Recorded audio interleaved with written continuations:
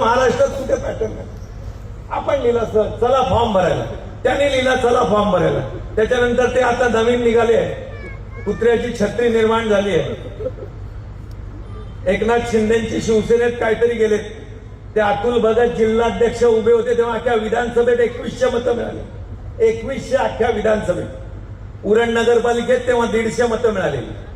अवकात नाही, लायकी नाही, उभे राहत मग आम्ही आमची दाखवतो, काय कोणाला करायचं. आणि यापुढे आज सांगतो, यापुढे आप्पा बाळणेंना सांगायचं आल्यानंतर यातला एकही जण तुम्हाला मत देणार नाही आणि तुम्हाला दारात उभं करणार नाही.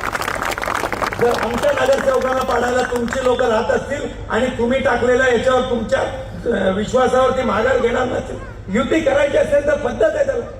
तर तुमचं माझ्याशी नसेल तर मग प्रशांत ठाकूरांशी जमायला पाहिजे होतं.